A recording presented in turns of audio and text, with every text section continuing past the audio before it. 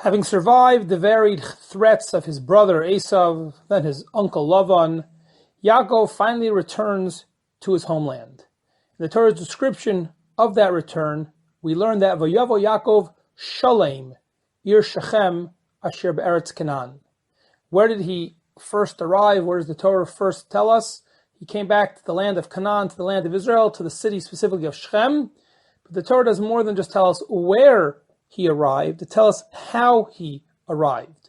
Vayavo Yaakov Shalem. He came Shalem. Shalem usually we would translate as perfect or complete. What exactly does that mean? In what sense is that true? So the Gemara in Masechta Shabbos, Daf Lamed Gimel, explains that it means in the name, of Rav. Rav teaches us it means Shalem begufo, Shalem b'mamono, Shalem b'toraso. Yaakov was whole or complete, perfect when it came to his body, his physical health, his financial situation, mamono, and then ultimately toraso, his Torah or his spiritual health or situation. What exactly do these mean, and why are these three of all things mentioned? So Rashi, in his commentary on our Parsha, when he brings down this Gemara, he adds a little bit, you could say, or editorializes, and explains that all of these three were not chosen at random, but rather relate to Yaakov's recent challenges. Shalem begufo, that specifically refers to Shinisrape me tzliaso. He recovered from the damage, from the pain that he had when he fought with the angel earlier in our Parsha.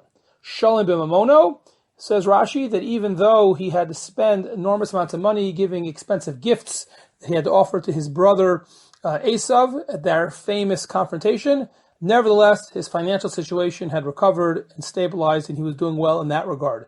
And lastly, and most importantly, Shalem b'taroso shakach talmudo bebeis Lavan. Despite being all of those years in a foreign, hostile, and certainly not a spiritually nourishing environment of his uncle, then turned father-in-law, nevertheless, he remained shalem, whole in his spiritual commitment and in his Torah knowledge. In a very beautiful teaching contained in the Sefer Ein Ayah on Masechah Shabbos, Rav Kook delves into the deeper message of this Gemara, of this Maimar Chazal.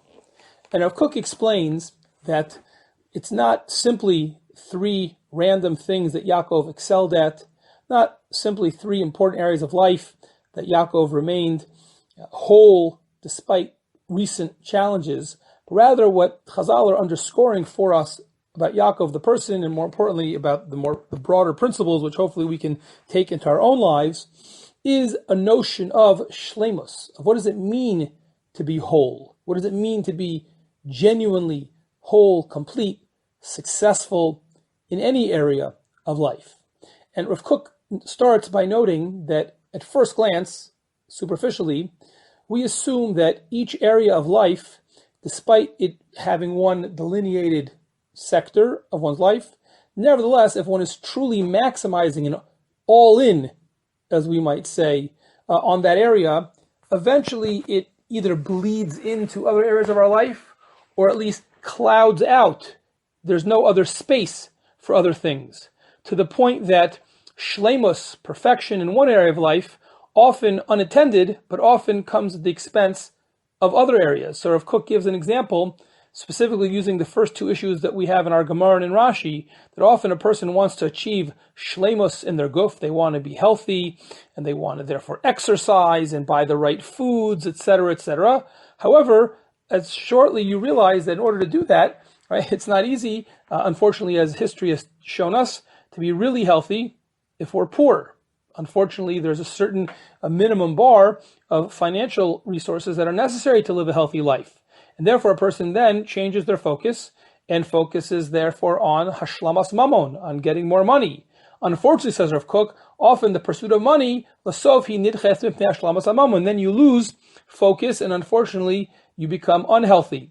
In other words, using that simple example, says Rav Kook, often, and for not just often, typically, unfortunately, things, whether we intend it or not, end up coming at the expense of the other, and really multiple values become in competition with one another. However, says Rav Kook, Yaakov was the tiferes. He was the perfect synthesis. And he showed how ultimately both body and mind, guf and mammon, all these different things ultimately can serve a higher unified purpose. And that in fact, tikkun hasechel, tikkun hamusar, fixing one's body, having a healthy life, having a healthy mind, all of these things can ultimately and should ultimately serve to be integrated into having the higher goal of a spiritual pursuit. In Rav Kook's beautiful language, Yaakov Avinu haisa ikar magamasol laharos lakol. His main focus was to teach us sheishum tzad misadei hashleimos ben hagavoim ben hanemuchim. Yes, there are things that are inherently more important than others. Torah is more important than the other ones, certainly more important than money. But nevertheless, there's no aspect of perfection, of human perfection, says Rav Kook, whether it's the more elevated or not. And that, of course, is the key words. If you're yuvan yafa, if we truly understand at the depths the importance and how these relate to each other, none of them have to come at the expense of one another. And certainly they should not contradict each other. Therefore, says Rav Kook so beautifully, Yaakov personified that synthesis. He was shalem begufo, he was shalem b'mono, and says Rav Kook, umishneim, from both of them together, integrated, matzah hatov hapnimi lios shalem b'toraso. And that's how he became truly shalem in his Torah. It wasn't at the expense of one or the other. One doesn't have to be an extremist in one area and disregard the others, but rather properly understood, harnessed, and balanced, they can be integrated, all serving that ultimate spiritual purpose. And therefore, Rav Kook concludes by saying, that's what we say, Yaakov was the ish tam. Tam means whole or complete. Yaakov was that integrated, complete, whole tzaddik.